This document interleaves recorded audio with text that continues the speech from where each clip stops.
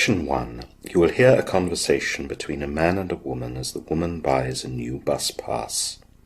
First, you have some time to look at questions 1 to 5.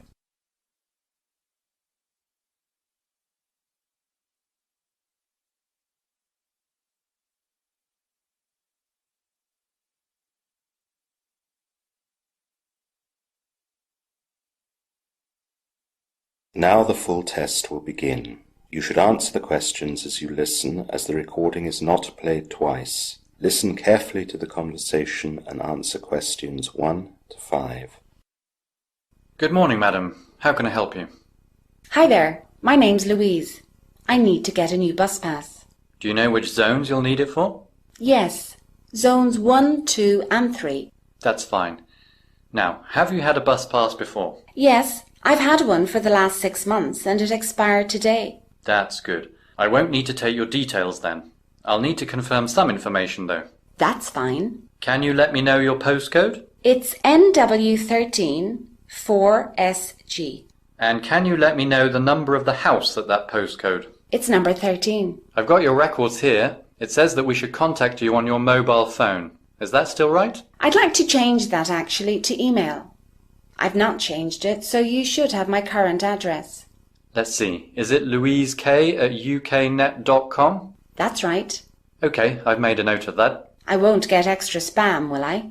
No, don't worry. Our data policy specifies that we can't pass on your information to anyone or contact you without good reason. Good. Thank you. Now, on your old bus pass, there was no photo. The new one will be a photo card. Do you have a photo with you? No, I don't. I didn't know that I would need it. That's okay. We put the requirement on the website, but of course most people don't see it. I can take it here if you like. Just look at this screen. Like this? That's right. Now keep still. Okay, that's done. By the way, is the price still £100? I'm afraid not. The price went up by 5%. It's still pretty good value though. Yes, that's fine. So, here's your new pass and here's a new holder. I saw that your old one had got a bit worn. Yes, it had. Thanks very much. The old one had gotten a bit beaten up, being at the bottom of my bag all the time. One more thing, I noticed there was no signature on the back of your old bus pass. It isn't valid without it, so you'd better do that now to your new one. Oh, I didn't know that either. I'll do it now. There you are. Before the conversation continues, you have some time to look at questions 6 to 10.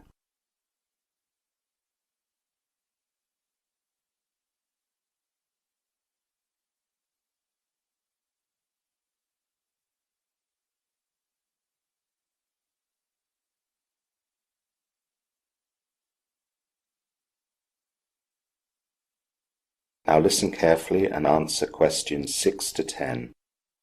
Is there anything else I can help you with? Yes, there is actually. You know that all the bus routes have been reorganized recently. Yes? Well, I'm a bit confused. Could you briefly explain some of the changes? Of course. First of all, there is Route 1. That's the one that goes in the direction of the town hospital when it goes north and the university when it goes south. There are 2 bus stops where you can get on this. To go north, you need to find bus stop Q. That's on Alton Road, just outside the town hall. To go south towards the university, then find bus stop P, which is also on Alton Road, outside the cinema. That's useful for me, as I study at the university. Now I live in West Howe. What will I need to do to get a Route 1 bus? The best way is to go to the town centre and change. You'll need to take Route 3. Take the bus from the centre of West Howe and get off at the town centre at bus stop G. That's outside Westgate Shopping Centre. Then, to get back to West Howe, you'll need to go back to Westgate Shopping Centre and find bus stop H, opposite bus stop G. Thanks. Finally, I need to know how to get to the Arrowdown Sports Centre. I was given a membership there, and so I'll be going there quite often too. First of all, you need to come to the centre of town as you would normally. Then, to get to that sports centre, you'll need to go to the town centre post office. The buses for the Arrowdown Centre are from bus stop A. To get back, take the bus from outside the sports centre and get off at bus stop C in the town centre. Thanks for that. Now, a friend told me that I can get discounts using my bus pass. He said that I can get cheaper cinema tickets and train tickets with it. I'm afraid not with the cinema, but you'll get a 15% discount on local train services. There are other possibilities as well. The local football club gives you access to the special hospitality area, although you'll need to buy a regular ticket. You can also get priority seating at the local theatre, and the local museum gives bus pass holders cheaper entry. Some of these things are restricted by availability, of course. Well, that's a bonus. That is the end of section 1. You will now have half a minute to check your answers.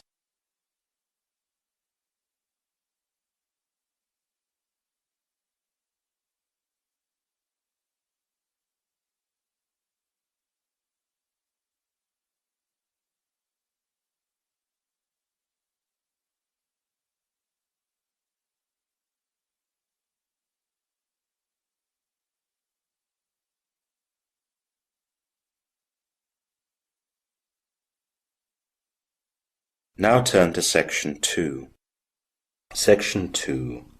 You will hear a man giving an information talk at an adult education centre. First, you have some time to look at questions 11 to 15.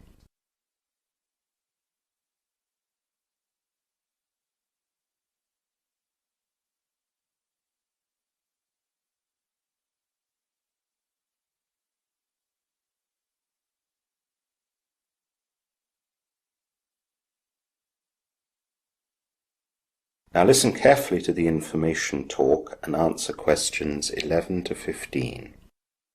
Good evening everyone, and thanks for coming to this information evening at the Adult Education Centre. My name is Mike, and I'll be speaking to you for a short while before you can go and explore the various departments that we have here.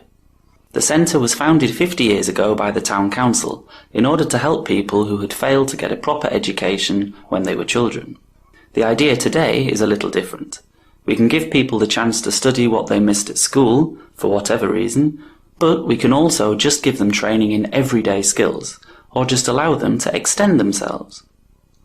The teachers in the centre are fully qualified, and their teaching is appraised every 6 months by inspectors from the Ministry of Education. Our teachers have the latest teaching aids and accessories, from interactive whiteboards to computer labs with the most up-to-date technology. All our teachers undergo special training, and all their lessons can be found online at what we call the interactive classroom, which is accessible by all registered students. All notes, videos and worksheets can be found there, so if you miss a lesson, you can catch up on your computer at home.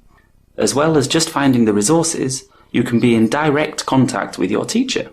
Naturally, he or she cannot be online all day, but every teacher has 2 online tutorial sessions of 3 hours each, when they are available to chat. They can, of course, be in demand, so they are limited to 4 students at any one time, and students can only interact with their teacher for a maximum of 10 minutes. If the teacher is free, though, students may continue to chat for longer. Naturally, we also have a normal website. This has details of all our courses, teachers, fees and timetables. All courses can be booked and paid for online, although you'll need, of course, to supply credit card or bank account details. If you don't want to book online, you'll need to come to our main centre on Langdon Street between the hours of 10 AM and 2 PM, which are the hours that our administration section is open to the general public. You now have some time to look at questions 16 to 20.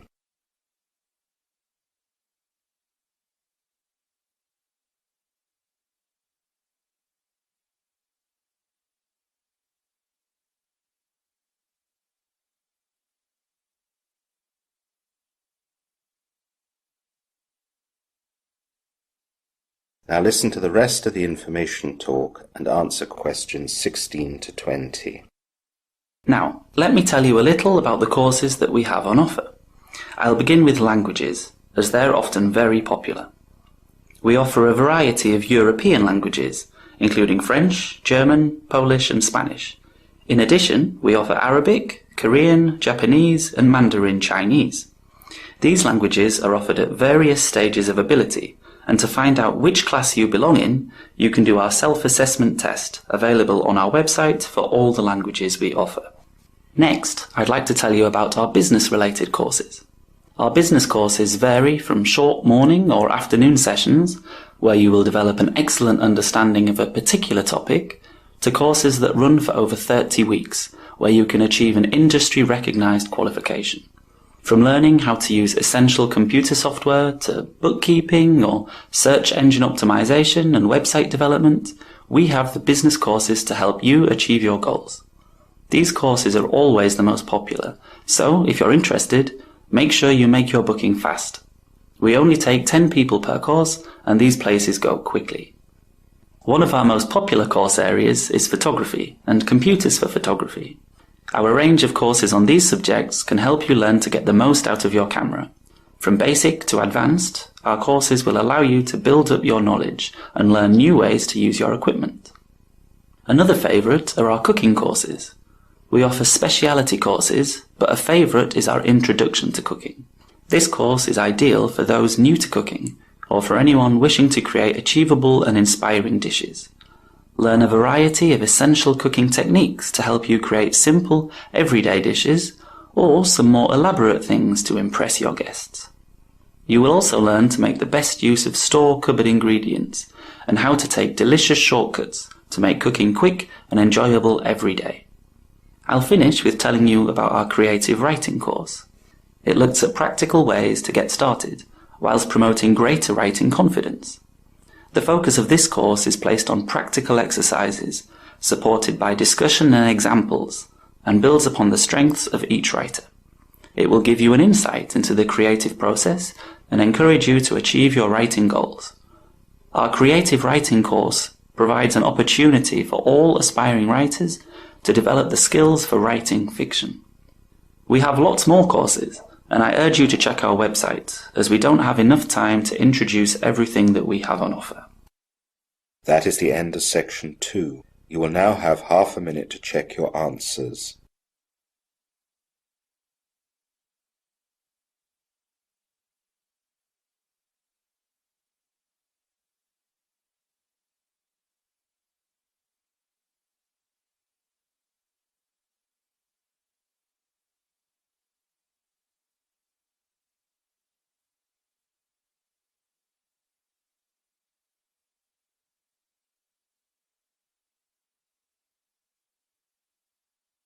Now turn to section 3. Section 3. You will hear 4 students discussing a survey that they will conduct. First, you have some time to look at questions 21 to 26.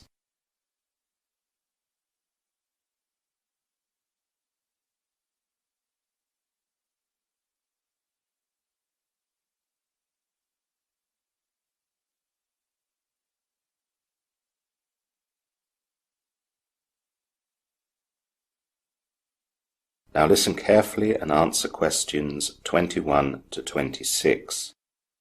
Hi Martin, hi Rachel. Are you both waiting for us? Hi Abby, hi Lance. Yes we are, but we've not been waiting long. Yes, we just ordered some coffee. Hi Lance. Hi everyone. So we're here today to talk about our survey on electronics and communications. Rachel, you said you were going to think about some question ideas. That's right. I've been looking at our subject of how household citizens in this country derive benefit from the digital environment. To start with, I thought we could ask about their perceptions of internet speed. Dial-up or broadband? Broadband, I think, Lance. Not many people in this country have dial-up anymore. I think that's a great start, Rachel. It's very topical at the moment. What about after that? Another important area is people's perceptions of affordability. This has a lot to do whether people have travelled to different countries and have seen the costs of services there and are therefore able to compare what they pay for here. That's not necessarily true, Rachel. People can have perceptions of affordability without having to have travelled. That's true, Lance. I like the idea, Rachel, but let's keep the travel part out of it. If we include that, we could create too much bias within the answers, as people who don't travel wouldn't be able to answer. You're both right. I'll just make a note of that. Now, the next area I looked at was what people think about the possibility of changing subscriptions and switching between providers. I thought it wasn't possible to just switch providers. Aren't people locked in with a contract? Yes, they are usually, but even within the contracts there are ways of cancelling and changing provider. There's also a lot of talk in the media about how many contracts demand 3-month notice periods. People often don't realise that, and they're furious when they have to wait and pay for 3 further months. Yes, I know someone in that position. They're actually leaving the country, and they have to continue paying their communications bill for 2 months, when they're not even in the country or living at the address that the contract deals with. Well, we should get some good feedback and answers on that area. So, my next area is the transparency of tariff information. Again, this is a topical area in the communications industry. That's right. There were some big stories in the media recently. The government has clamped down on companies not disclosing this. I read a story last week about a family that sued their phone provider for not giving the proper information. The family won, and it seems the government has finally woken up about this matter and will do something about it. Why is it so important? It's because companies want people to choose the package that gives them the most profit. It doesn't matter to them that people don't get the deal that makes the most sense for them. Salespeople just give customers a limited number of options, and customers can't find the full information anywhere else. That's awful. I can't believe they can get away with that nowadays. I know. Fortunately, things are getting better, though. So, the last area is about mobile phone usage. Will we just be looking at how often people use their mobile phones? Not so much that. We'll be more interested in how happy customers are with their signal reception. That's a good topic too. I thought that we had good coverage in this country, but then I heard from some foreign student friends of mine that it's terrible here and that their countries are much better. That's right. We think it's okay here, as we're used to nothing different. You now have some time to look at questions 27 to 30.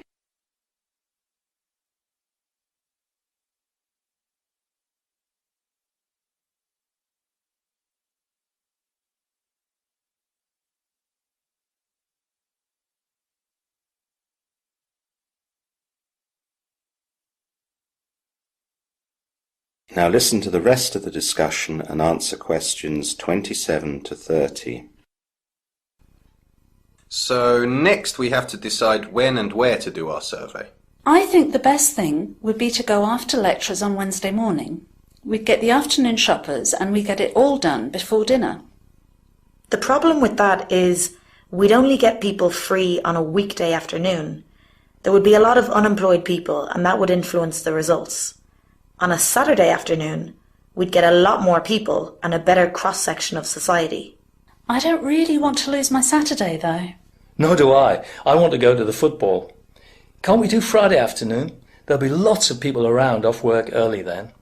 Well, that would be better than Wednesday, but I think Rachel's right. Nobody wants to work at weekends. But if we want to do a good job with this survey, then we should make some sacrifices. OK. Yes, I suppose the football can wait. Now, are we sure that the town centre is the best place to conduct our survey? What do you think, Rachel? Well, it's the place where we'd find the most people. Also, we'd probably find the best cross-section of society there. The trouble as I see it is that some people won't want to be stopped to answer our questions. You know what it's like. That's true, but that will be the same wherever we go. The other places where we'd find lots of people could be worse. In train and bus stations, people would be busy. I think Rachel's idea about the town centre is best. What about in the central shopping mall? Again, maybe there would be too many of a certain type of people. OK, I'm fine with Rachel's idea. Me too, I'm happy. Finally, we need to analyse the information as fast as possible. Why don't you all come round to my place the next day and we can collate everything and do some statistical analysis? Can you make that, Lance? I can't after 3 o'clock. I have to be with my family then. I could come before that, or in the evening. How about you, Rachel? That should be no problem for me, as I'm free all day. So just let me know when. What about you, Martin? It might be a problem for me, I'm afraid. I can come, but not in the evening. I've got tickets to the cinema. Let's meet at midday then. We should be able to get everything done in a couple of hours so Lance can get away. That is the end of section 3. You will now have half a minute to check your answers.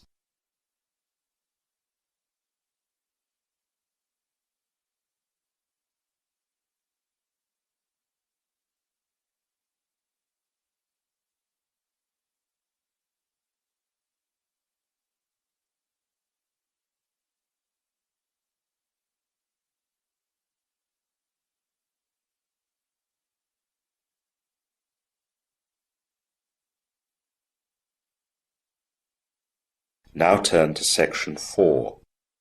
Section 4. You will hear a lecture on geothermal energy. First, you have some time to look at questions 31 to 40.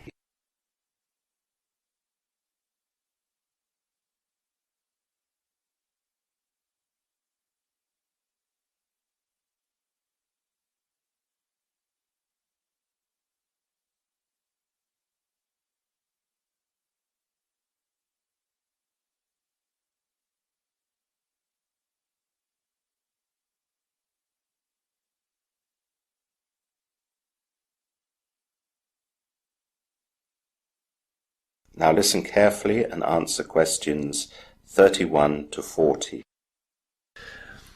Hello everyone, and welcome to this lecture on renewable energy resources. Today we're going to look at geothermal energy, and we'll look at the country of Iceland to see how this energy type has been exploited there. Geothermal energy is the heat from the earth. It's clean and sustainable. Resources of geothermal energy range from the shallow ground to hot water and hot rock found a few miles beneath the Earth's surface, and down even deeper to the layer of extremely high temperature magma. This layer of magma continually produces heat, mostly from the decay of naturally radioactive materials, such as uranium and potassium. The amount of heat within 10,000 meters of Earth's surface contains 50,000 times more energy than all the oil and natural gas resources in the world. Iceland is a pioneer in the use of geothermal energy for space heating. Generating electricity with geothermal energy has also increased significantly in recent years. Geothermal power facilities currently generate 25% of the country's total electricity output. Last year, roughly 84% of primary energy use in Iceland came from indigenous renewable resources, of which 66% was geothermal. During the course of the 20th century, Iceland went from what was one of Europe's lowest income countries, dependent upon peat and imported coal for its energy, to a country with a premier standard of living, where most energy is derived from renewable resources. The cheap source of energy created this change. Iceland is a young country geologically. It lies astride one of the Earth's major fault lines, the Mid-Atlantic Ridge. This is the boundary between the North American and Eurasian tectonic plates. The two plates are moving apart at a rate of about 2 centimeters per year. Iceland is an anomalous part of the ridge where deep mantle material wells up and creates a hotspot of unusually great volcanic productivity. This makes Iceland one of the few places on Earth where one can see an active spreading ridge above sea level. As a result of its location, Iceland is one of the most geologically active places on Earth, resulting in a large number of volcanoes and hot springs. Earthquakes are also frequent, but rarely cause serious damage. More than 200 volcanoes are located within the active volcanic zone, stretching through the country from the southwest to the northeast, and at least 30 of them have erupted since the country was settled. A lot of Iceland's geothermal energy comes from hot water or steam, and these are found in two types of water temperature systems: high temperature fields and low temperature fields. High temperature fields are located within the active volcanic zones or marginal to them. They are mostly on high ground, and the rocks are geologically very young and permeable. As a result of the topography and high bedrock permeability, the groundwater table in the high temperature areas is generally deep, and surface manifestations are largely steam vents. The low temperature fields are all located outside the volcanic zone, passing through Iceland. The largest examples of these systems are located in southwest Iceland, on the flanks of the western volcanic zone, but smaller systems can be found throughout the country. On the surface, low temperature activity is manifested in hot or boiling springs, although no surface indications are observed on top of some such systems. Flow rates range from almost zero to a maximum of 180 litres per second from a single spring. Scientists believe these low temperature fields are transient, lasting some thousands of years.